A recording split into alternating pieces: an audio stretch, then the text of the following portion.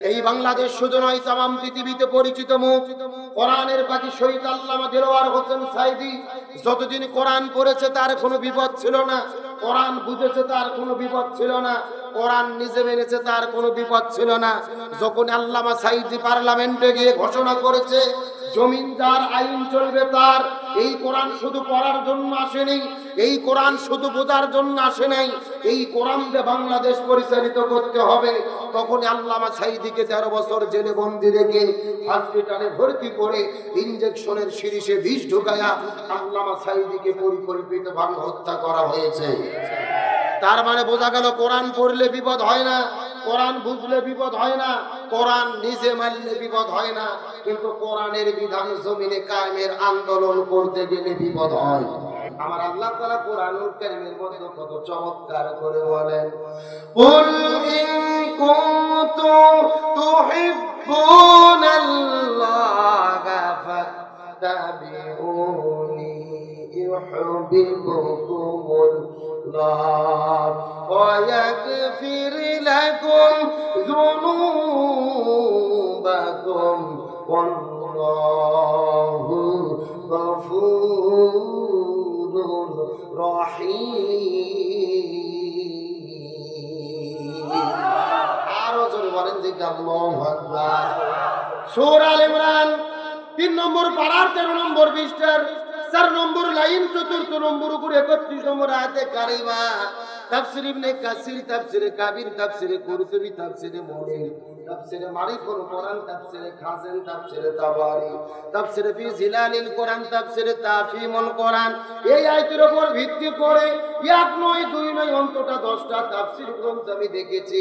এই আয়াতের মধ্যে আল্লাহ তাআলা তো পরিমাণ কত বলেছেন, এই আয়াতের উপর ভিত্তি করে বর্তমান প্রেক্ষাপটকে মিল করে যদি আলোচনা শুরু করা হয়, আলোচনা চলতে চলতে দিনের পর দিন চলে যাবে, মাসের পরে মাস চলে যাবে, তারপরও আলোচনা শেষ হবে না। জোরে বলা যাবে কি মারহাবা। এই যশোরের মুসলমান গভীর মনোযোগ লক্ষ্য করুন।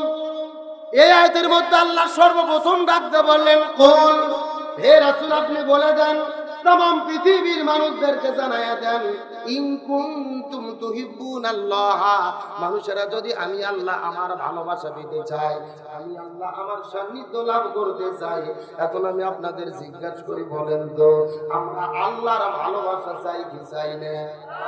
আল্লাহর সন্তুষ্ট চাই কি চাই না? কারা কারা আল্লাহর ভালোবাসা চাই দুটি হাত তুলে দেখান। লিল্লাহি তাকবীর। এ যশোর শেখরগাছার মুসলমান গভীর মনোযোগ। আল্লাহ তাআলা ডাকতে বলেন, ইয়া রাসূলুল্লাহ, तमाम পৃথিবীর মানুষদেরকে জানায়া দেন, মানুষেরা যদি আমি আল্লাহ আমার ভালোবাসা পেতে চাই, সান্নিধ্য লাভ করতে চাই, तमाम পৃথিবীর মানুষদেরকে জানাই দেন, আমি আল্লাহ যদি আমার ভালোবাসা পেতে চাই, আপনার বান্দাদেরকে কাজ করতে হবে একটি।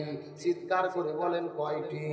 আপনার উম্মতদেরকে আমল করতে হবে একটি, আর সেই কাজ হলো ফাত্তাবিউনি, আপনার উম্মতেরা যেন আপনি নবী আপনাকে অনুসরণ করে। সুবহানাল্লাহ বলেন।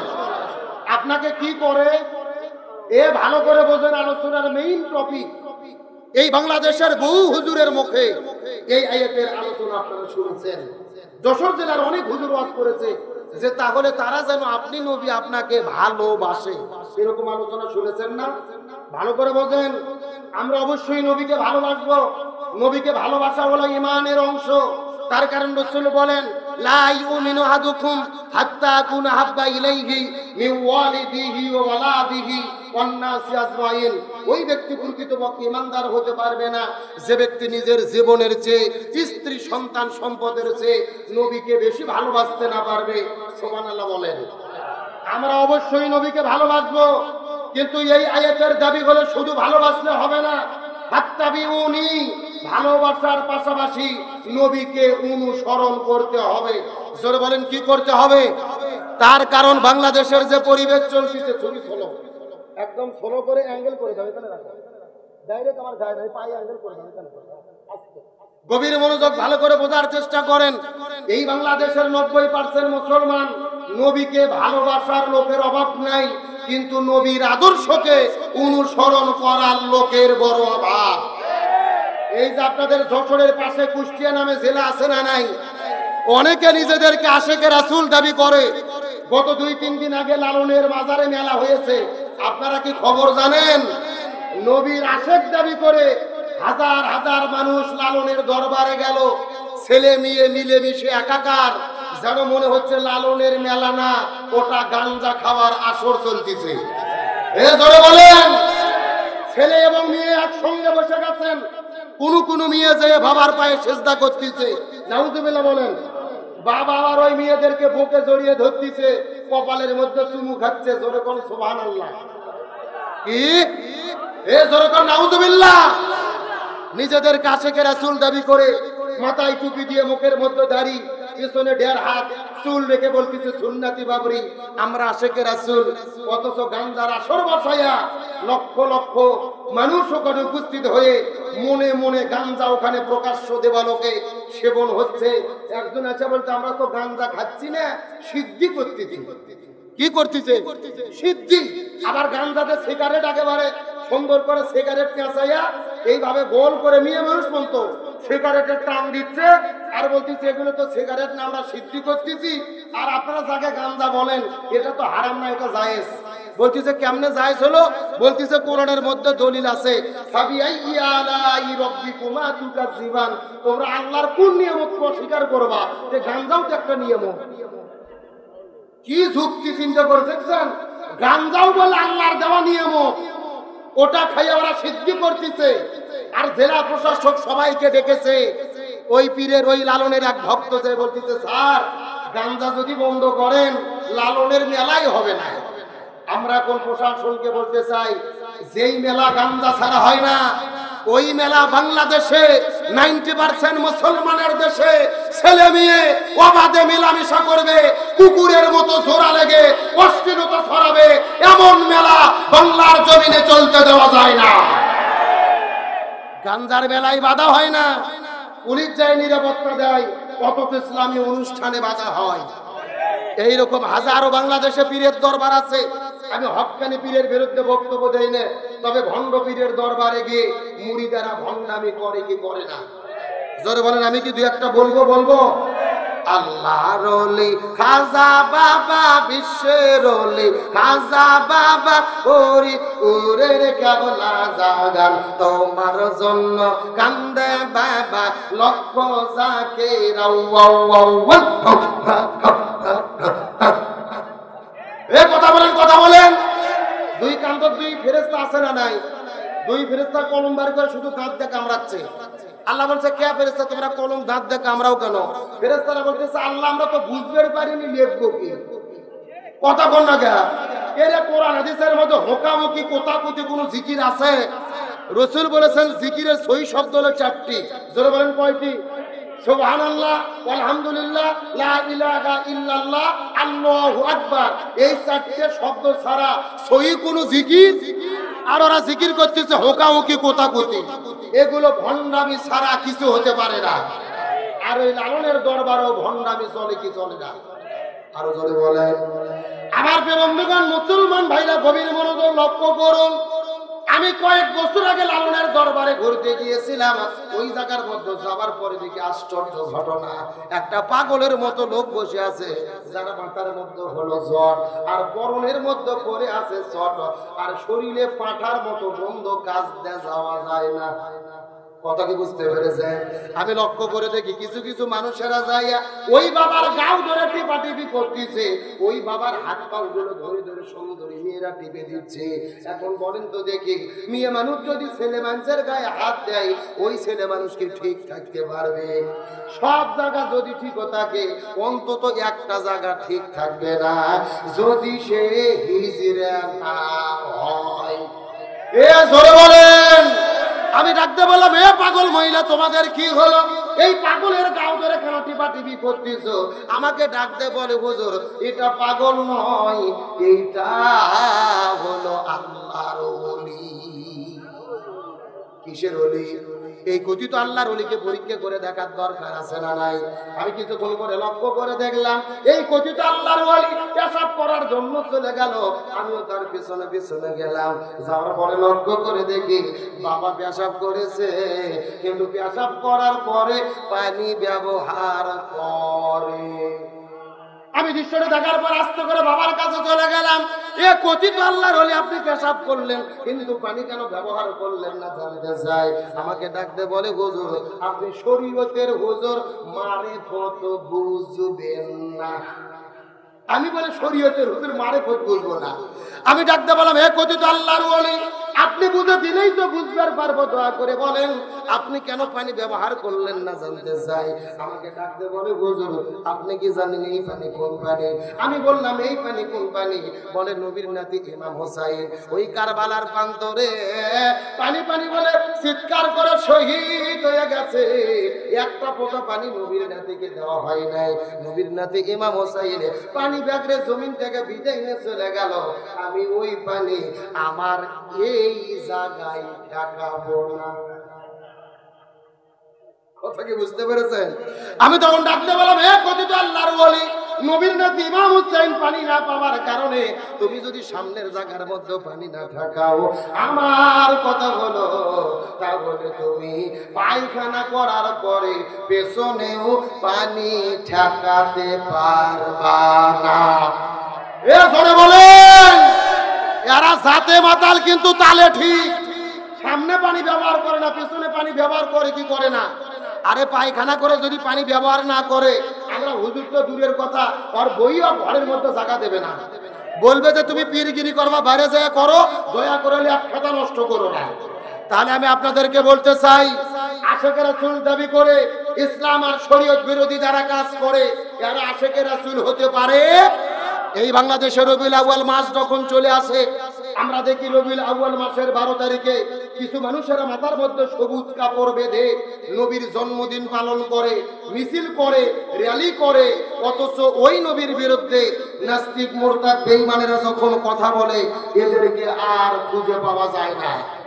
তাহলে বলেন তারা কি আশেকে আসলে আশেকের রাসূল না আশেকে খিচুড়ি? এরা আশেকে হালুয়া রুটি খাওয়া আছে সেই দিন, নবীর নামে মিছিল করে সেই দিন, আর সারা বছর খুঁজে পাওয়া যায় না। এরা প্রকৃত আশেকের রাসূল নয়। প্রকৃত আশেকের রাসূল হলো তারা যারা রাসূলকে সারা জীবন পূর্ণ অনুসরণ করে। তাহলে চিৎকার করে বলেন রাসূলকে অনুসরণ করা কি? আরো জোরে বলেন। আমার প্রিয় বন্ধুগণ, মুসলমান ভাইরা গভীর মনোযোগ লক্ষ্য করুন। আমার নবীজির জীবনকে অনুসরণ করে আল্লাহ তাআলা ফরজ করে দিলেন। এই সম্পর্কে আমার আল্লাহ তাআলা চমৎকার করে কোরআনের মধ্যে বলেন, ওয়ামা আতাকুমুর রাসূলু ফাখুযুহু ওয়ামা নাহাকুম আনহু ফান্তাহু। সূরা হাসর 28 নম্বর পারার 7 নম্বর পৃষ্ঠার 9 নম্বর লাইন 7 নম্বর আয়াতে কারিমা তাফসীর ইবনে কাসিরের মধ্য থেকে বলতেছি, আল্লাহ তাআলা ডাকতে বলেন, এ পৃথিবীর মানুষেরা তোমরা যদি এই দুনিয়ার মধ্যে শান্তি পেতে চাও আর আখিরাতের মধ্যে মুক্তি পেতে চাও, ওমা আতাকুমুর রাসূলু ফাখুযু, নবী যেটা করেছেন সেটা তোমাদের করতে হবে, ওমা নাহাকুম আনহু ফান্তাহু, নবী যেটা করে নাই, যেটা করতে নিষেধ করেছেন সেটা থেকে তোমাদের দূরে থাকতে হবে। তার মানে বোঝা গেল আমার নবী পুরো জীবনের ভেতরে যা যা করেছে আমাদেরকেও তাই তাই করতে হবে, আর নবী যেটা করে নাই আমাদের সেটা করা যাবে না। চিৎকার করে বলেন তো দেখি, হুকুম কার? আরো জোরে। এ দশরা মুসলমান গভীর মনোযোগ। এই ছেলে ক্যামেরার পিছে কিসের গল্প? আপনার ক্যামেরা লাগাইছে, বসেন দেখি। আমার প্রিয় বন্ধুগণ, মুসলমান ভাইরা গভীর মনোযোগ লক্ষ্য করেন। নবী পুরো জীবনের মধ্যে কি কি করেছে আর আমাদের জন্য কি কি করা দরকার, এই বিষয়টা বোঝানোর পর আপনাদের মধ্য থেকে বিদায় নিয়ে চলে যাওয়ার চেষ্টা করব। কথাগুলো সুন্দর করে বোঝার চেষ্টা করবেন। আমার নবী মক্কার মধ্য থেকে ওই মদিনায় হিজরত করে চলে গেলেন। ওই মদিনায় যাওয়ার পরে মদিনার ভেতরে মদিনা নামক একটা রাষ্ট্র গঠন করলেন। আর আমার নবী হলো ওই মদিনা নামক রাষ্ট্রের রাষ্ট্রপতি। আমার নবী ছিল রাষ্ট্রপতি। জোরে বলেন, আমার নবী কি ছিল? কে রে নবী রাষ্ট্রপতি ছিল বলতে ভয় লাগে, লজ্জা লাগে। যারা চাপা খুলবে না মনে করবেন এদের মধ্যে ভেজাল আছে। এই আমার নবী ছিল রাষ্ট্রপতি। জোরে বলেন, আমার নবী কি ছিল? আরো জোরে। এখন আমি আপনাদেরকে জিজ্ঞাসা করি, বলেন তো আমার নবী যদি রাষ্ট্রপতি থেকে থাকে, আমাদেরকে হুজুরদেরকেও রাষ্ট্রপতি হওয়ার দরকার আছে না নাই? এই ওয়াজ করলে বিপদ। এই ওয়াজ করলে কি আমরা যদি বলি খাবার পরে মিষ্টি খাওয়া সুন্নাত, সবাই বলে সুবহানাল্লাহ সুবহানাল্লাহ, তার মানে তার আরো খাবার চাই। কিন্তু আমরা যখনই বলি জেলের মধ্যে যাওয়া সুন্নাত, আমার নবী 3.5 বছর ধরে শিবে আবু তালিব নামক জেলের মধ্যে বন্দী ছিল। ওই নবীর তরিকায় জেলের মধ্যে যাওয়া সুন্নাত। আমার নবী ইহুদের ময়দানে দান্দার মোবারক শহীদ করেছে, ওই নবীর তরিকায় প্রয়োজনে দাঁত ভাঙা সুন্নাত। আমার নবী তায়েফের ময়দানে রক্ত ঝরিয়েছে, নবীর তরিকায় প্রয়োজনে রক্ত ঝরানো সুন্নাত। আমার নবী মদিনা নামক রাষ্ট্রের রাষ্ট্রপতি ছিল, ওই নবীর তরিকায় রাষ্ট্র পরিচালনা করা সুন্নাত। তখনই কিছু লোক লাফতে উঠে বলে, আব্দুল সালাম যুক্তিবাদী, হুজুর মনে হয় রাজনীতি করে। এ কথা বলেন, কথা বলেন। ওদের কাছে নামাজ রোজা হজ যাকাত রাজনীতি মনে হয় না, জিকির তাসবিহ রাজনীতি মনে হয় না, নবীর তরিকায় জেলে যাওয়া, রক্ত ঝরানো, নবীর তরিকায় রাষ্ট্র পরিচালনা করা রাজনীতি মনে হয়। এরা কপাল পোড়া, আমার নবীজির সিরাত এবং আদর্শকে তারা বুঝতে পারে না। অত সোজা নয়। আমার নবী ছিল মসজিদুন নববীর ইমাম, আবার মদিনা নামক রাষ্ট্রের রাষ্ট্রপতি। তার মানে বোঝা গেল যিনি মসজিদের ইমাম হবে তাকেই সমাজের ইমাম হতে হবে। কিন্তু আমরা ভাগ করে দিয়েছি, একেবারে হুজুর করে বাঁটে ভাগ করে দিছি যে হুজুরদের কাজ শুধু মসজিদে নামাজ পড়াবে, মাদ্রাসাতে বুখারী শরীফ পড়াবে, আর পীরের খানকার যে জিকির করবে এর বাইরে কোনো দায়িত্ব নাই। কথা কোন না, আমরা মসজিদ মাদ্রাসা খানকা নিয়ে বসে আছি, আর জালেমেরা পুরো জমিন দখল করছে। এ কথা বলেন, কত সোজা নয়। আমার আল্লাহ তাআলা মানুষ সৃষ্টি করার আগে, আদম আলাইহিস সালামকে সৃষ্টি করার আগে বলেছিলেন, ওয়াইজ ক্বালা রাব্বুকা লিল মালাইকাতি ইন্নী জাইলুন ফিল আরদি খলিফা। আল্লাহ কিন্তু বলেনি ফিল মসজিদে খলিফা, আমি মসজিদে খলিফা পাঠাবো, ফিল মাদ্রাসায়ে খলিফা, আমি মাদ্রাসায়ে খলিফা পাঠাবো, ফি খানকায়ে খলিফা, আমি খানকা শরীফে খলিফা পাঠাবো। আল্লাহ বলছে না ফিল আরদি খলিফা, আমি জমিনে খলিফা পাঠাতে চাই। তার মানে বোঝা গেল হুজুরদের দায়িত্ব শুধু মসজিদ মাদ্রাসা নয়, আলেমদের দায়িত্ব পুরো জমিনের নেতৃত্ব দেওয়া। সুতরাং আলেমেরা এই দেশ পরিচালনা করুক, আমরা কি চাই? জোরে বলেন চাই। কারা কারা চাই? দুটো হাত আল্লাহকে তুলে দেখা। নাই তাকবীর নাই, আলোচনা কি চলবে? এই যে আলেমদের কথা শুনে উঠে গেল দুইজন, কারা বসে গেছে আলহামদুলিল্লাহ বলেন না। পেশাব করে যদি জাগার মাল জাগাত ফেরত না আসে তাহলে মনে করবেন ভেজাল আছে। আলোচনা কি চলবে? শেষ পর্যন্ত থাকবেন তো ইনশাআল্লাহ? আচ্ছা দেখি থাকবেন না কারা কারা, একটু হাত তোলেন। হ্যাঁ, এই যে একজন বুঝে দেয়। আচ্ছা সত্য সত্য কারা কারা থাকবেন হাত তোলেন তো দেখি। লিল্লাহি তাকবীর। এ হয় না হাত টান করে ওঠা, মুরব্বি মুরব্বি মুরব্বি হাত উঠে না, সবাই একসঙ্গে একটু গলা কাকাত দেন। লিল্লাহি তাকবীর। আল কোরআনের আলো দুনিয়ার মুসলিম ইসলামের শত্রুরা, কোরআন আছে যেখানে, হাদিস আছে যেখানে, লিল্লাহি তাকবীর। আপনারা সবাই কিন্তু হাত তুলে ওয়াদা করলেন শেষ পর্যন্ত থাকবেন। এখন না থাকে যদি উঠে চলে যান, ওয়াদা ভঙ্গ করা কিসের লক্ষণ? মুনাফিকের লক্ষণ। আপনাকে মুনাফিক হতে চান? মুনাফিক হতে চান কি চান না এটা মুনাজাতের আগে বোঝা যাবে। আল্লাহ তাআলা শেষ পর্যন্ত থাকার তৌফিক দান করুক, বলেন আমিন। আরো জোরে বলেন আমিন। তাহলে আমরা বাংলাদেশের আলেম ওলামাদের সঙ্গে আছি না নাই? কিন্তু অত্যন্ত দুঃখ ভারাক্রান্ত হৃদয় আপনাদের বলতে হচ্ছে, এই যে পার্শ্ববর্তী কুষ্টিয়া জেলার একটা পরিচিত সুনামধন্য বক্তা আমাদের প্রিয় ভাই হাফেজ মাওলানা শেখ সাইদুল ইসলাম আসাদ ভাই, যিনি গতকালকে মাহফিলে গিয়েছিলেন জয়পুর হাটে। ওই জয়পুর হাট থেকে তিনি বাড়িতে ফেরার পথে ফজরের আগে তিনি কুষ্টিয়া পোড়াদহ স্টেশনে এসেছেন।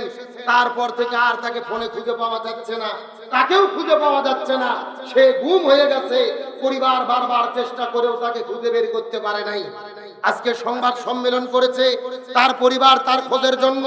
প্রশাসনকে বলতে চাই, 24-এর অভ্যুত্থানের পরে স্বাধীন বাংলাদেশে কোরআনের কোন বক্তা, একজন মুফাসসির, একজন আলেম আবারও নতুন করে বাংলাদেশে গুম হয়ে যাবে, এটা মেনে নেওয়া যায় না। 24 ঘন্টার ভেতরে তাকে খুঁজে বের করতে হবে। তার কারণ কোন বক্তা, কোন আলেম কোরআনের হক কথা বলার কারণে, সত্য কথা বলার কারণে গুম হয়ে যাক, এটাকে আমরা চাই? আমরা গত 16 বছর স্বৈরাচার হাসিনার আমলে দেখেছি আলেমদের গুম করত, আয়না ঘরে বন্দি করত, বিভিন্ন জায়গায় হত্যা করে বিদায় করে দেওয়া হতো। আবার নতুন দেশে আমাদের প্রিয় ভাই সাইদুল ইসলাম আসাদ গুম হবে, তার পরিবার কান্না করবে, এটা সহ্য করা যায় না। প্রশাসনকে বলি, আপনারা যদি চেষ্টা করেন 12 ঘন্টায় তাকে বের করা সম্ভব। কে বা কারা তাকে গুম করলো, কোথায় তাকে নিয়ে যাওয়া হলো, কোথায় আটকে রাখা হলো, কাদের মাধ্যমে হলো, এটা জাতির সামনে প্রকাশ করতে হবে। তার কারণ আল উলামা ওয়ারাসাতুল আম্বিয়া, আলেমগুলো হলো নবী গুণের ওয়ারিস। আর নবী রাসূল পৃথিবীতে আসবে না, এখন আলেমেরাই দুনিয়ার মধ্যে থাকবে। ওই আলেমদের গুম করবে, নির্যাতন করবে। আলেমদের নির্যাতন করা মানে সরাসরি রাসূলকে নির্যাতন করা। আর আল্লাহর কোরআন বলেন উতুল্লিম বাদা যালিকা জানিম, আলেমদের সঙ্গে যারা বেয়াদবি করে তারা কখনো বৈধ সন্তান হতে পারে না, তারা পিতৃ পরিচয়হীন অবৈধ জারদ সন্তান। সুতরাং ডক্টর মোহাম্মদ ইউনূস সরকার প্রশাসনকে বলি, 12 ঘন্টার ভেতরে তার সন্তান তার পরিবারের মধ্যে দিয়ে দেন। যদি না দেন আপনারা ব্যর্থ বলে গণ্য হবেন। তাহলে বলতে চাচ্ছিলাম, রাসূলের সিরাতের শিক্ষা, যিনি মসজিদের ইমাম হবে তাকে সমাজের ইমাম হতে। আমার যে বন্ধুগণ মুসলমান ভাইরা, গভীর মনোযোগ লক্ষ্য করুন।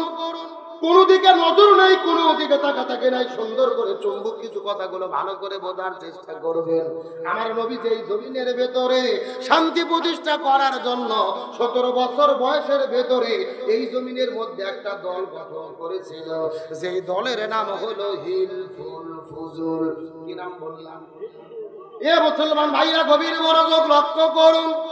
নবীজি 17 বছর বয়সের ভেতরে এই জমিনের ভেতরে হিলফুল ফুজুল নামক দল গঠন করার পরে 17 বছর থেকে শুরু করে 40 বছর পর্যন্ত নবীজি চেষ্টা করলো এই জমিনের মধ্যে শান্তি কায়েম করার জন্য। কিন্তু দুর্ভাগ্যজনক ব্যাপার হলো 23 বছর ধরে চেষ্টা করার পরে এই জমিনের ভেতরে শান্তি কায়েম করতে পারলো। এ দশের মুসলমান বোঝার চেষ্টা করবেন, নবীজি 23 বছর ধরে চেষ্টা করেছে, কিন্তু জমিনের ভেতরে শান্তি কায়েম করতে পারলো না। কিন্তু নবীজির বয়স যখন 40 বছর হয়ে গেল, আল্লাহ নবীজির উপরে কোরআন নাজিল করলেন। নবীজি যখন কোরআনের দাওয়াত দেওয়া শুরু করে দিল, এই কোরআন জমিনে বাস্তবায়ন হয়ে গেল, এই জমিনে শান্তি প্রতিষ্ঠা হয়ে গেল। নবীর জীবনটাকে 2 ভাগে ভাগ করার চেষ্টা করেন। নবুয়ত পাওয়ার আগের হলো 23 বছর, আর পরের হলো 23 বছর। 17 থেকে শুরু করে 40 পর্যন্ত নবুয়ত পাওয়ার আগে 23 বছর, আবার 40 থেকে শুরু করে 63 পর্যন্ত নবুয়ত পাওয়ার পরের হলো 23 বছর। আগে 23 বছর নবী চেষ্টা করেছে, কিন্তু জমিনের ভেতরে শান্তি কায়েম করতে পারলো না। পরের 23 বছরে নবীজি কেন শান্তি কায়েম করতে পারলো? এর পেছনে কারণ হলো আগের 23 বছরের ভেতরে নবীজির কাছে দল ছিল, কিন্তু নবীজির দলের সংবিধান আল্লাহর কোরআন ছিল না। এ কথা কি বোঝা যায়? ভালো করে বোঝেন। আপনার আমার মতো 2 জায়গার ছুটকে ফটকে হুজুর নাই, এলাকার তেল তেলা গোয়েন্দার নেতা নয়, স্বয়ং বিশ্বনবী 23 বছর ধরে তার দলের দ্বারা শান্তি কায়েমের চেষ্টা করেছে, কিন্তু নবীজি শান্তি কায়েম করতে পারে নাই। নবীজির বয়স যখন 40 বছর হলো, নবীজির উপরে কোরআন নাজিল হলো, নবী কোরআন জমিনে কায়েম করলেন, তারপরে শান্তি প্রতিষ্ঠা হলো। এখান থেকে রাসূলের সিরাতের শিক্ষা হলো, এই বাংলাদেশে যতগুলো রাজনৈতিক দল এই জমিনে শান্তি কায়েমের জন্য ঘোষণা দিচ্ছে, ওই দলের দ্বারা এই জমিনে শান্তি কায়েম সম্ভব হবে না, যেই দল এই জমিনের ভেতরে আল্লাহর কোরআনের সংবিধান দিয়ে পরিচালিত হয় না। কথা কি ক্লিয়ার না ভেজাল আছে? কেন ভাই, যেই দল নিজেরাই কোরআন দিয়ে চলে না, ওদের নিজেদের মধ্যে তো মারামারি করে দলাদলি করে 1 বছরে 110 জন কুপকার। কথা বলেন না কেন? তার মানে বোঝা গেল শান্তির জন্য কি লাগবে। অথচ আমাদের মনে দুঃখ এবং কষ্ট, স্বৈরাচার হাসিনা পালিয়ে গেছে, জুলুম বন্ধ হয়নি। এই যে 2 দিন আগে নোয়াখালীতে আমাদের ছাত্র ভাইরা একটা মসজিদের ভেতরে কোরআনের দার্সের প্রোগ্রাম করেছে, দারসুল কোরআন প্রোগ্রাম চলতেছিল, ওই মসজিদের ভেতরে সন্ত্রাসীরা গিয়ে তাদেরকে হামলা করেছে। ভালো করে বোঝেন দারসুল কোরআন কাকে বলে, তাফসীরও তা, দারসুল কোরআনও তা। এক জায়গায় যখন কোরআনের দার্স হয়, যে আয়াত সম্পর্কে দার্স হবে, এই আয়াতের শানে নজুল কি, নামকরণ কেন করা হলো, নাজিলের প্রেক্ষাপট কি, ব্যাখ্যা কি, শিক্ষা কি, তার মানে যেই আলোচনায় কোরআনের মূল সার নির্যাস প্রকাশ করা হয়, সেই দারসুল কোরআনের প্রোগ্রামে হামলা করে যারা রক্তাক্ত করলো, তারা জালেম ছাড়া কিছু হতে পারে না। কারণ আল্লাহর কোরআন বলেছেন, ওমা নাজলামু মিম্মান মানাআ মাসাজিদাল্লাহ, ওরাই হলো সবচাইতে বড় জালেম যারা মসজিদের ভেতরে মানুষদেরকে আল্লাহর কোরআনের কথা বলতে বাধা দেয়। এখন আবার অনেকেই ফতোয়া দিচ্ছে যে মসজিদে রাজনীতি চলবে না, মসজিদে কোরআনের কথা চলবে না। হ্যাঁ, তাদের কথা ঠিক, মসজিদে রাজনীতি চলবে না, তবে কোন রাজনীতি? যারা বাপ দাদার রাজনীতি করে। কিন্তু যারা নবীর রাজনীতি করে, আমার নবী মসজিদুল নববীর ভেতর থেকে এই কোরআন দিয়ে মদিনা নামক রাষ্ট্র পরিচালনা করেছে। তার মানে মদিনার সংসদ ছিল ওই মসজিদুল নববী, মসজিদ থেকে রাষ্ট্র পরিচালনা হয়েছে। তার মানে যাদের রাজনীতি কোরআনের রাজনীতি, রাসূলের রাজনীতি, এদের রাজনীতি মসজিদ কেন্দ্রিকই হতে হবে। আর যারা বাবার রাজনীতি করে, দাদার রাজনীতি করে, ধর্মনিরপেক্ষতাবাদ, জাতীয়তাবাদ, সোশ্যালিজম, ক্যাপিটালিজম, মানব রচিত আইন দিয়ে রাজনীতি করে, তাদের রাজনীতি মসজিদে চলবে না। ফতোয়াটা ভালো করে বুঝবেন।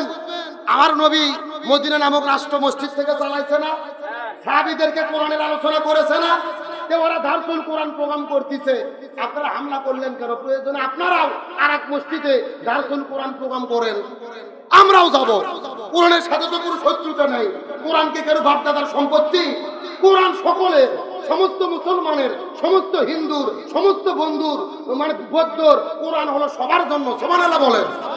এই জন্য বলতে চাই, দয়া করে হিংসা করতে গিয়ে কোরআনের প্রোগ্রামে হামলা করে মসজিদকে রক্তাক্ত করবেন না, আল্লাহর কাছে ক্ষমা পাওয়া যাবে না।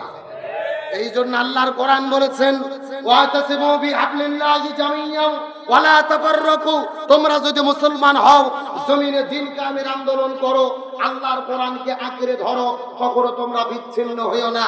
আল্লাহর কোরআন বলেছেন, ওয়ালতাকুম মিনকুম উম্মাতুন ইয়াদউনা ইলাল খায়র ইয়ামুরুনা বিল মারুফ ওয়া ইয়ানহাউনা আনিল মুনকার, তোমাদের মধ্যে অবশ্যই একটা দল থাকবে যারা ভালো কাজের আদেশ করবে, অন্যায় কাজে বাধা দেবে। আল্লাহর কোরআন বলেছেন, আল্লাযীনা ইম্মাক্কান্নাহুম ফিল আরদি আকামুস সালাহ ওয়া আতাউজ যাকাত ওয়া আমারু বিল মারুফ ওয়া নাহাউ আনিল মুনকার। কোন মুসলমান দল যদি ক্ষমতায় যায়, 4টে কর্মসূচি বাস্তবায়ন করবে। 1 নম্বর নামাজ বাধ্যতামূলক করবে, 2 নম্বর যাকাত ভিত্তিক অর্থনীতি কায়েম করবে, 3 নম্বর ভালো কাজ চালু করবে, 4 নম্বর মন্দ কাজ বন্ধ করবে। সুতরাং ক্ষমতায় যাওয়ার পরে এই কোরআনের 4 কর্মসূচি যারা বাস্তবায়ন করবে, ইমানদার মুসলমান হিসেবে তাদের পক্ষেই আমাদের থাকতে হবে। তার কারণ চিৎকার করে বলে, শান্তির জন্য লাগবে কি? এই জন্য আমার আল্লাহ তাআলা কোরআনুল কারীমের মধ্যে কত চমৎকার করে বর্ণনা করে বলেন, আল্লাহ রাব্বুল আলামিনের ঘোষণা, ওয়া মান আরাদা আন যিকরি ফা ইন্না লাহু মাঈশাতান দাঙ্কা ওয়া নাহশুরুহু ইয়াওমাল কিয়ামাতি আমা। সূরা তোহা 16 নম্বর পারার 19 নম্বর পৃষ্ঠার 13 নম্বর লাইন 124 নম্বর আয়াতে কারিমা তাফসীর ইবনে কাসিরের মধ্য থেকে বলতেছি আল্লাহ রাব্বুল আলামিন বলে পৃথিবীর মানুষেরা ভালো করে বোঝার চেষ্টা করো, এই কোরআন বাক্য যারা জীবন পরিচালনা করবে এদের জীবনের ভেতরে আমি আল্লাহ কোনো শান্তি রাখবো না, মাঈশাতান দঙ্কা, তাদের জীবনটা অশান্তিতে ভরে দেব।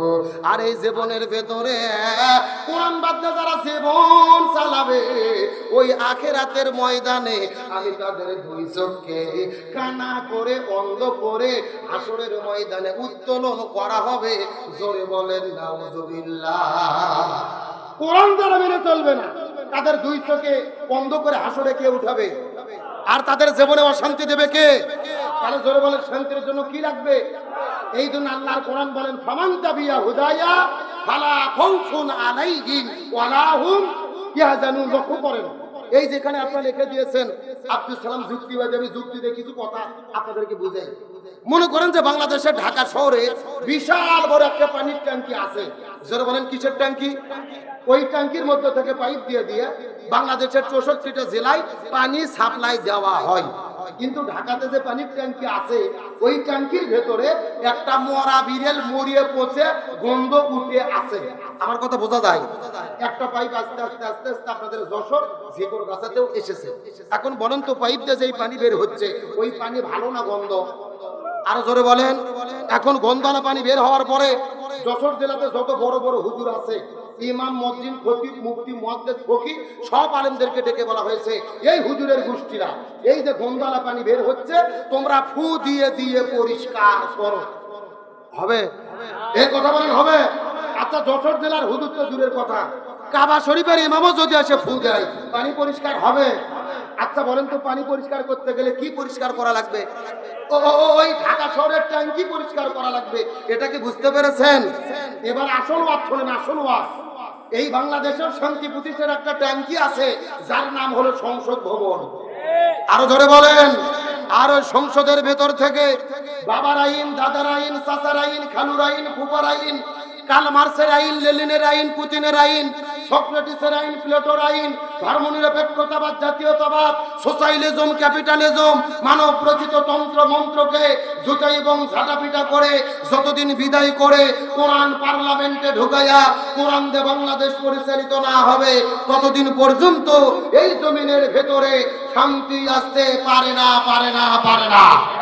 সুতরাং সমস্ত তন্ত্র মন্ত্রকে জুতা এবং ঝাঁটাপিটা করে আগামীর পার্লামেন্টে কোরআন ঢুকাইয়া কোরআন দিয়ে বাংলাদেশ পরিচালনা করার পক্ষে কারা কারা আছেন দুটি হাত আল্লাহকে তুলে দেখান। দাম দেখে একজন তাকবীর দাম দেখি।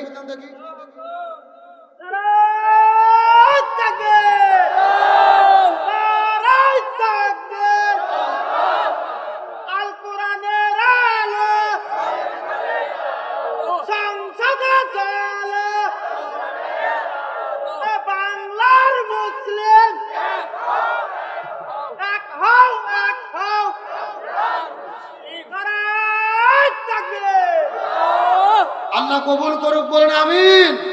এই ভাইকে এক কাপ চা দেন। এই রাজু ভাই যতক্ষণ ঠিক আছে ততক্ষণ আলোচনা চলবে। কি বলেন আপনারা?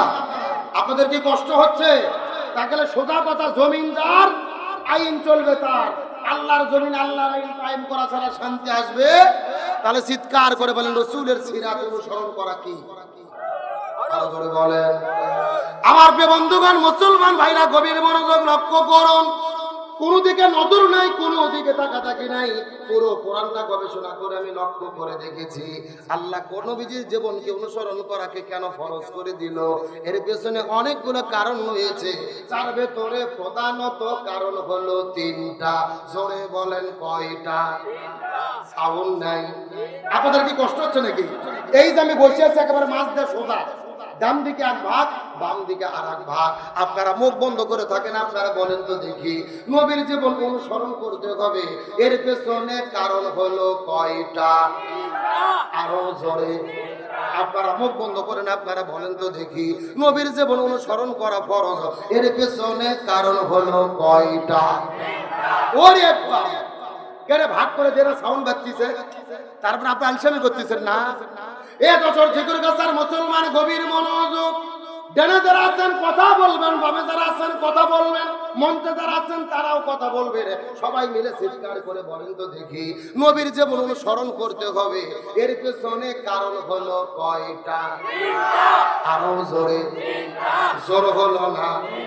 আমি এই তিনটা কারণ সম্পর্কে অবশ্যই আলোচনা করব, তবে পর্দার অন্তরালে মা বোনেরা আছে না নাই? আমার নবীজি ওই মসজিদুন নববীর ভেতরে সমস্ত সাহাবীদেরকে ডাকতে বলে, এ সাহাবীরা তোমরা ভালো করে বোঝার চেষ্টা করো, মহিলাদের জন্য 4টা আমল করতে হবে।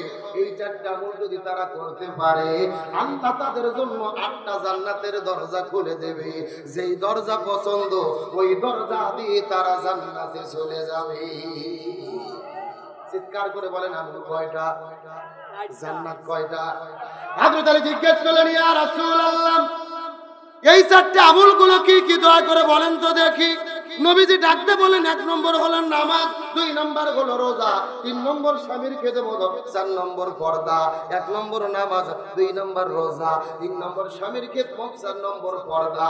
চিৎকার করে বলেন তো দেখি, আমল করতে হবে কয়টা? এরে ভাই, মুখস্থ করলে কি গুনাহ হবে? আজকে যেই ওয়াজ করতেছে মুখস্থ করেন, সারা জীবন বইয়ের কাছে পড়া লাগবে। এ মহিলাদের জন্য 4টা আমল করতে হবে। 1 নম্বর হলো নামাজ, 2 নম্বর হলো রোজা, 3 নম্বর স্বামীর খেদমত, 4 নম্বর পর্দা। 1 নম্বর নামাজ, 2 নম্বর রোজা, 3 নম্বর স্বামীর খেদমত, 4 নম্বর পর্দা। চিৎকার করে বলেন তো আমল করতে হবে কয়টি? 1, 2, 3, 4।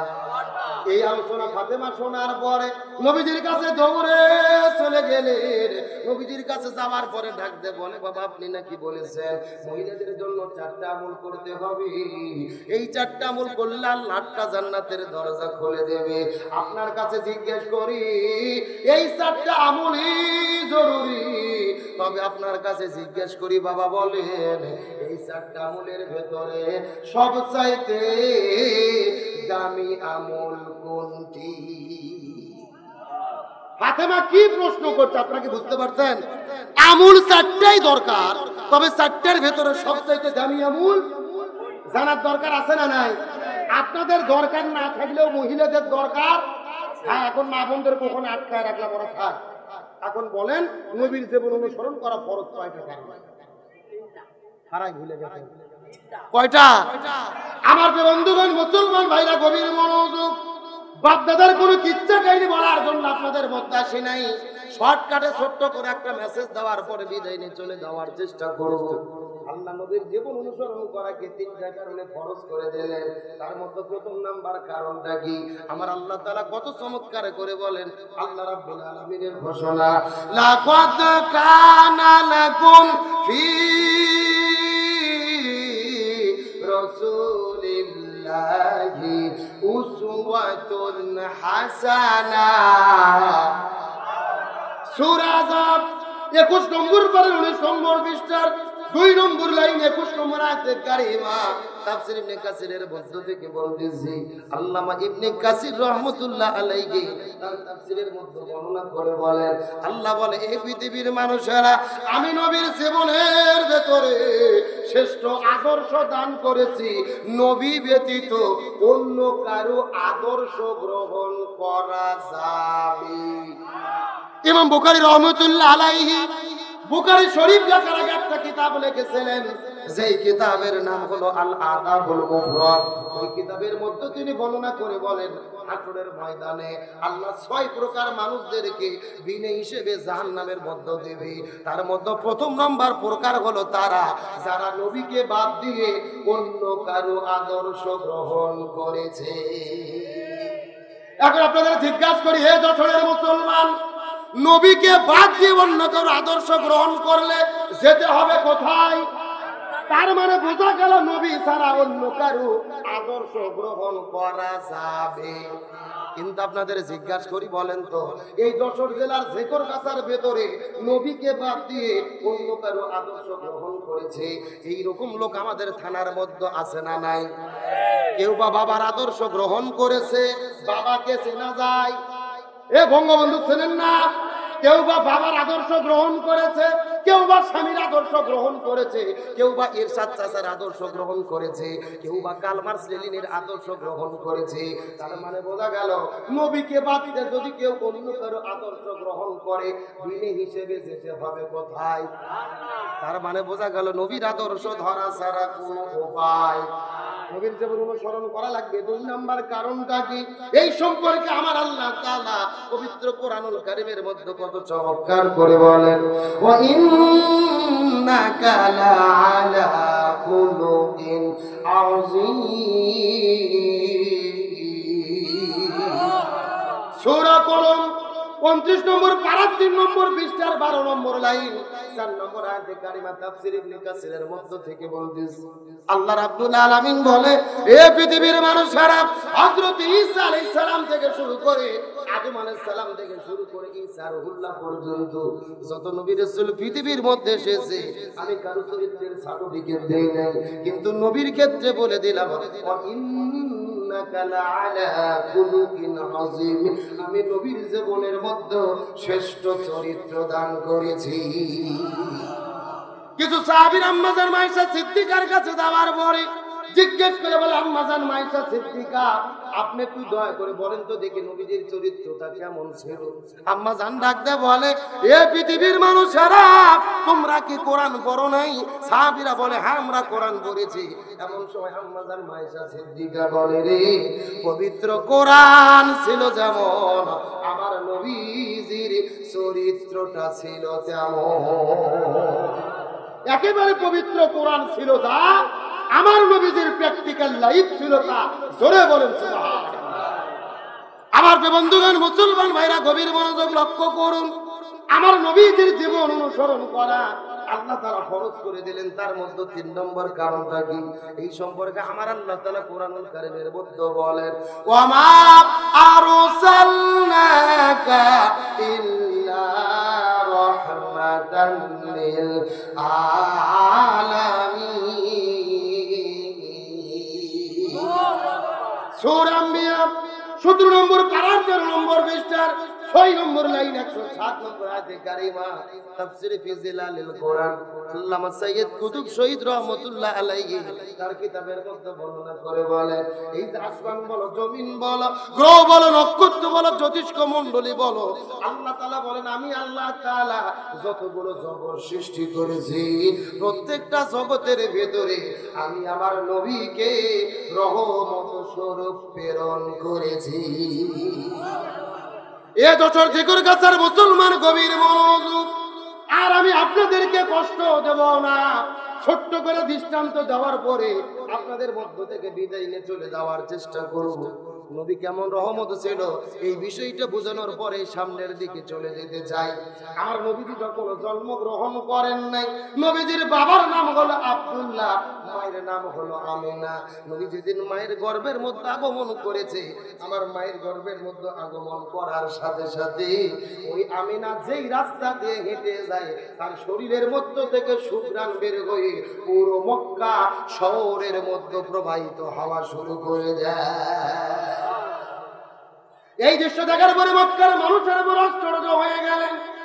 এই মক্কা সমাজের রীতি এবং নীতি হলো কোন মহিলার যদি স্বামী মারা যায় সে সুগন্ধি ব্যবহার করতে পারে না। অথচ আব্দুল্লাহ জমিন থেকে বিদায় নিয়েছে, তার মায়ের তার স্ত্রীর শরীরের মধ্যে কেমন করে সুগন্ধি ব্যবহার করে। ওই মক্কার মানুষেরা আস্তে করে নবীজির দাদা আবু তালেবের কাছে চলে গেলেন। আবু তালেবের কাছে যাওয়ার পরে জিজ্ঞেস করে বলে, সর্দার আপনি হলেন মক্কার সর্দার, এই শহরের হর্তা এবং কর্তা, আপনি নীতি করে দিয়েছেন যেই মানুষের স্বামী মারা যাবে ও আর কখনোই সুগন্ধি ব্যবহার করতে পারবে না, কিন্তু আপনার পুত্রবধূ আমিনা তার শরীরের মধ্য থেকে এমন সুঘ্রাণ ব্যবহার হয়, এমন এমন সুঘ্রাণ জমিনে ছড়িয়ে পড়ে রে, আমি পুরো মক্কা মদিনার ভেতরে এমন সুঘ্রাণ কোন দোকানের মধ্যে খুঁজে পাই না। জোরে বলেন না সুবহান। আমার বন্ধুগণ, মুসলমান ভাইরা, গভীর মনোযোগ। আব্দুল মুত্তালিব তার স্ত্রীকে সঙ্গে করে নেওয়ার পরে আস্তে করে আমিনার কাছে চলে গেলেন। আমিনা, এমন কাজ তুমি কেন করলে রে মা? আমাদের নাক কাটা গেল, আমাদের তো কান কাটা গেল, আমরাই সমাজের হর্তা কর্তা, অথচ তুমি কেন শরীরের মধ্যে সুগন্ধি ব্যবহার করো জানতেছে? আমিনা ডাক দিয়ে বলো, বাবা মিথ্যা কথা বলবো না, কসম করে বলি, যেই রাতের বেলা আমার গর্ভের মধ্যে একটা সন্তানের অস্তিত্ব লাভ হয়ে গেছে, এই গর্ভের মধ্যে সন্তান আসার পরে লক্ষ্য করে দেখি ওই ঘরের দরজা জানালাগুলো আমাকে সালাম দেওয়া শুরু করে দিয়েছে, ওই ঘরের ধুলাবালি গুলো আমাকে সালাম দেওয়া শুরু করে দিয়েছে, আশেপাশের গাছপালাগুলো আমাকে সালাম দেওয়া শুরু করে দিয়েছে। এই জায়গার মধ্যে শেষ নয় বাবা, আমার গর্ভের মধ্যে সন্তান যখন আগমন করেছে, লক্ষ্য করে দেখি আসমানের মধ্য থেকে 12 জন ফেরেশতা আমার ঘরের মধ্যে আগমন করেছে। এই 12 জন ফেরেশতা আসার পরে আমাকে হালান সালান বলে দোয়া করে। এই জায়গার মধ্যে শেষ নয় বাবা, জান্নাতের মধ্য থেকে 3 জন মেহিয়সী নারী আমার ঘরের মধ্যে আগমন করেছে। এক নম্বর হলো ইমরাতু ফিরাউন, ফিরাউনের স্ত্রী আসিয়া। 2 নম্বর উম্মে ঈসা, ঈসা আলাইহিস সালামের মা মারিয়াম আলাইহিস সালাম। আর 3 নম্বর উক্তে মুসা, মুসা আলাইহিস সালামের বোন কুলসুম আলাইহিস সালাম। এই 3 জন মহিয়সী নারী জান্নাতের মধ্য থেকে জান্নাতের মালা নিয়ে আমার ঘরের মধ্যে আসার পরে আমার গলার মধ্যে পরে দিয়ে ডাকতে বলে, মরিয়াম তুমি কোনো যেন তেন কোনো, ডাকতে বলে আমিনা তুমি কোনো যেন তেন মহিলা নয় রে, তোমার গর্ভের ভেতরে এমন একটা সন্তান আগমন করেছে, যিনি হবে আখিরি জামানার পয়গম্বর। জোরে বলেন না সুবহান। এ যশোর শেখর গাছের মুসলমান, গভীর মনোযোগ। আমার নবী কেমন রহমত ছিল আমি আপনাদের কি দিয়ে বুঝাই। আমিনা ডাকতে বলে, বাবা এই জায়গার মধ্যে শেষ নয়, যখন আমার গর্ভের মধ্যে সন্তান আগমন করল, পরের দিনে সকালবেলা আমি আমার কাকের মধ্যে কলস নিয়ে ওই কূপের মধ্য থেকে যখন পানি উত্তোলন করার জন্য চলে গেছি, লক্ষ্য করে দেখি ওই কূপের মধ্য থেকে পানিগুলো টকবক টকবক টকবক করে বেরিয়ে ওই কূপের মুখের কাছে আসার পরে কূপের জবান খুলে গেছে। আমাকে ডাকতে বলে, আমিনা তোমার গর্ভের মধ্যে এমন সন্তান দুনিয়ার মধ্যে আগমন করবি, তোমার গর্ভের মধ্যে এমন সন্তান আগমন করতেছে রে, তোমার কষ্ট করে কূপের কাছে আসার কোনো দরকার নাই, তুমি আমিনা যদি হুকুম করো আমরা কূপের পানি তোমার ঘরের দরজায় যেতে চাই। আমিনা রাখতে বলে, বাবা এই দৃশ্য দেখার পরে মক্কার যত মা বোনেরা কূপের মধ্য থেকে পানি সংগ্রহ করে তারা লক্ষ্য করে দেখে আমি যতক্ষণ কূপের কাছে দাঁড়িয়ে থাকি ততক্ষণ কূপের পানিগুলো উপরে থাকে, আমি যখন কূপের কাছ থেকে চলে যাই কূপের পানিগুলো নিচে চলে যায়। এই জন্য মক্কার মহিলারা আমার কাছে অনুরোধ করে বলে, আমিনা রে তুমি দয়া করে কূপের কাছে কিছুক্ষণ দাঁড়িয়ে থাকো, আর আমরা কূপের মধ্য থেকে পানি সংগ্রহ করি। এই কথা বলার পর আমিনা মুখ থেকে থুতু নিক্ষেপ করার পরে জমিনের মধ্যে ফেলে দিলেন। ওই থুতুর মধ্য থেকে সুঘ্রাণ প্রবাহিত হওয়া শুরু করলে পুরো ঘর বাড়ি ছেড়ে পুরো মক্কা শহরের মধ্যে সুঘ্রাণ ছড়িয়ে পড়লো। আমিনা ডাকতে বলে, বাবা এখান থেকে প্রমাণ হয়ে গেল আমার শরীরের কোনো সুঘ্রাণ নয়, আমার অনাগত এই সন্তানের কারণে সুঘ্রাণ প্রবাহিত হয়।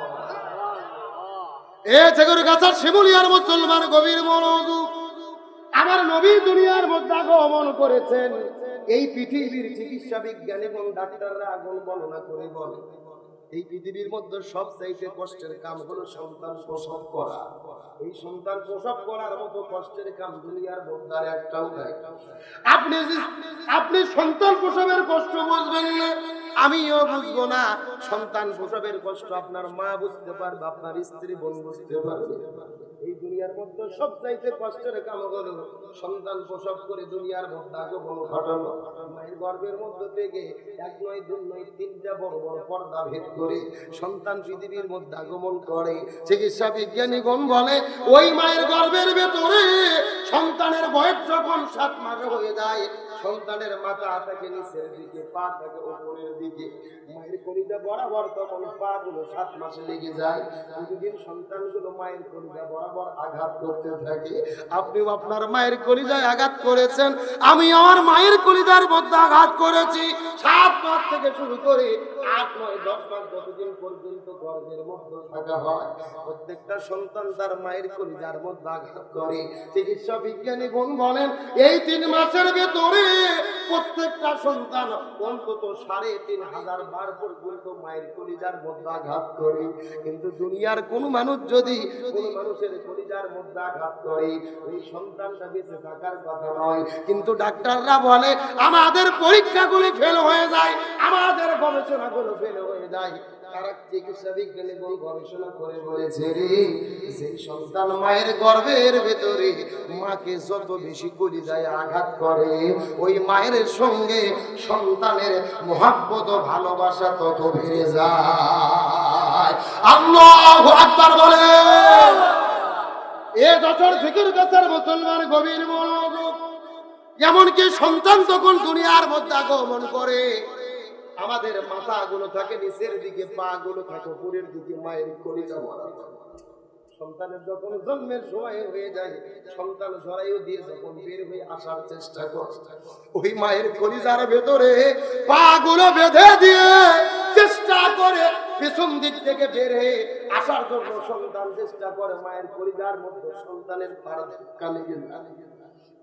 এইরকম একটা নয়, দুইটা নয়, 3টা পর্দা ভেদ করে ওই সন্তান দুনিয়ার মধ্যে আগমন করে। ওই ডাক্তাররা বর্ণনা করে বলে ওই সন্তান প্রসব করতে গিয়ে 90% মায়েরা বোনেরা অজ্ঞান হয়ে পড়ে যায়, সেন্সলেস হয়ে যায়। অধিকাংশ নারীর জ্ঞান থাকে না। কিন্তু সন্তান পৃথিবীতে আগমন করার পরে যখন একবার মা মা বলে ডাক দেয়, ওই সন্তান নিয়ত করে যখন মায়ের বুকের উপরে ঠেকায়া দেয়, ওই সন্তানের কান্না শোনার সঙ্গে সঙ্গে মনে হয় আমার আল্লাহ মৃত মাকে জীবিত করে দেয়। সুতরাং যেই মা এত কষ্ট করে আপনাকে দুনিয়ার মধ্যে আগমন করালেন, যেই মা যত কষ্ট করে আমাকে দুনিয়ার মধ্যে নিয়ে আসলে, ওই মাকে কষ্ট দেওয়া যাবে? এ যশোর ঝেকর গাছার মুসলমান, আমার আলোচনার বিষয় কিন্তু এটা নয়। আমি আপনাদের বোঝানোর জন্য চেষ্টা করলাম সন্তানের জন্য মা কত কষ্ট করে। কিন্তু নবীজির মা আমেনা বলে আল্লাহর কসম করে বলি, আমি আমার সন্তানটা প্রসব করেছি রে, আমি আমেনা বিন্দু মাত্র কোনো কষ্ট বুঝতে পারি নাই। আমার নবীজি কেমন রহমত ছিল, এই বিষয়টা বোঝানোর জন্য আপনাদের আলোচনাটা করতেছি। কয়েকটা মিনিট ভালো করে বোঝার চেষ্টা করুন। ওই সন্তান দুনিয়ার মধ্যে আগমন করে, প্রত্যেকটা সন্তানের সঙ্গে মায়ের নারের সম্পর্ক থাকে। কিন্তু আমার নবীজি এই দুনিয়ার মধ্যে আগমন করেছে, মায়ের নারের সঙ্গে সন্তানের নারের কোনো সম্পর্ক ছিল না, সম্পর্কটা ছিন্ন করা অবস্থায় ছিল। এই দুনিয়ার মধ্যে যখন আমরা আগমন করেছি, আমাদের বয়স যখন 8-10 বছর হয়ে গেছে, প্রত্যেকের বাবা আমার সুন্নাতি খাতনা করে দিয়েছে। কিন্তু আমার নবীজি এই দুনিয়ার ভেতরে সুন্নাতি খাতনা করার কোনো প্রয়োজন হয় নাই। মায়ের গর্ভের মধ্য থেকে আল্লাহ আমার নবীজিকে সুন্নাতি খাতনা অবস্থায় দুনিয়াতে প্রেরণ করেছে। আমার নবীজির লজ্জাস্থান দুনিয়ার মধ্যে কোনো মানুষে দেখবি, কোনো মানুষে নবীজির লজ্জাস্থান স্পর্শ করবে, এটা আমার আল্লাহ তাআলা সহ্য করে নাই। আমার নবীকে আল্লাহ তাআলা যখন দুনিয়ার মধ্যে আগমন করেছেন, এইটা দিনও ছিল না, রাতও ছিল না। আল্লাহ প্রথম সিদ্ধান্ত গ্রহণ করলেন আমার নবীজিকে দিনের বেলা জমিনের মধ্যে প্রেরণ করবেন। রাত আল্লাহর কাছে ফরিয়াদ করে বলে আল্লাহ আমরা কি অপরাধ করলাম, দিনের বেলা প্রেরণ করবেন। আল্লাহ সিদ্ধান্ত নিলেন নবীজিকে রাতের বেলা জমিনের মধ্যে প্রেরণ করবেন। দিন আল্লাহর কাছে আরজি করে বলে আল্লাহ আমরা কি অন্যায় করেছি, আমরা কি অপরাধ করেছি? আপনি নবীজিকে কেন রাতের বেলা প্রেরণ করবেন? রাত আর দিনের যখন ঝগড়া শুরু হয়ে গেল, আল্লাহ সিদ্ধান্ত গ্রহণ করলেন আল্লাহ নবীজিকে দিনেও প্রেরণ করবেন না, আল্লাহ নবীজিকে রাতেও প্রেরণ করবেন না। আল্লাহ দিন এবং রাতের মধ্যবর্তী সময় ওই সুবেগে সাদিকে আল্লাহ নবীজিকে জমিনে প্রেরণ করেছে। কিন্তু আমার নবীজি সুবে সাদিকের সময় এই জমিনের মধ্যে যখন আগমন করবেন, নবীজির ঘরের দরজা জানালাটা তখন বন্ধ ছিল।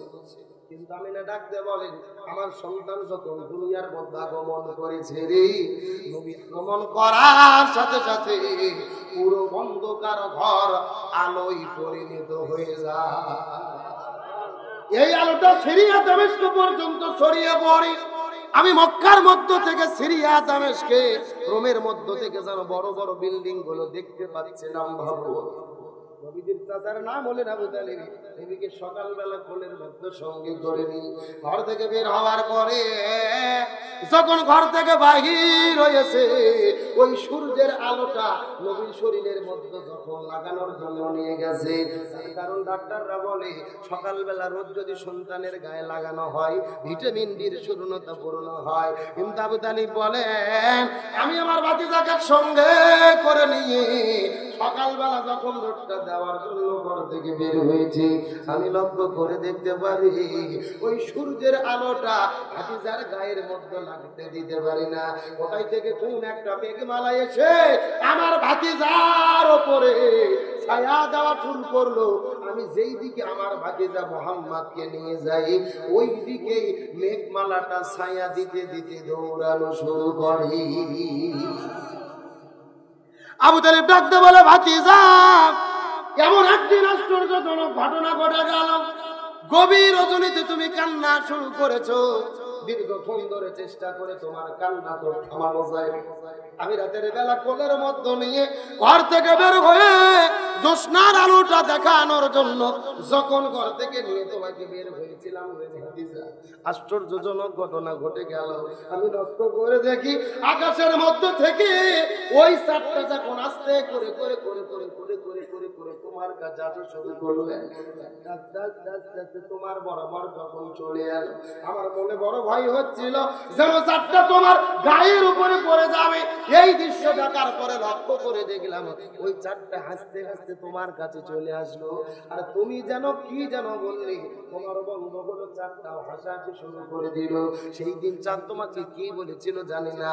নবীজি ডাকতে বলে, চাচা, ওই দিন চাঁদ আমাকে কি বলেছিল আপনি কি জানতে চান? আবু তালিব বলে, ভাতিজা জানতে চাই, বলো তো দেখি। নবীজি ডাকতে বলে, চাচা, ওই দিন চাঁদ আমাকে বলেছিল, ইয়া রাসূলুল্লাহ, আপনি মনের মধ্যে কষ্ট নেবেন না, আপনার বাবা বিদায় নিয়ে চলে গেছে, এই জন্য নিজেকে একা ভাববেন না, নিজেকে আপনি এতিম ভাববেন না। রাতের বেলা যদি আপনার প্রয়োজন হয়, আপনার খেলা করার যদি মনে চাই, কান্না করার কোনো দরকার নাই। আমি চাঁদ আমাকে শুধু ইশারা করবেন, আমি চাঁদ সারা রাত জেগে জেগে আপনার সঙ্গে প্রয়োজনে খেলা করতে চাই। ওমা আরসালনাকা ইল্লা রাহমাতাল লিল আলামিন।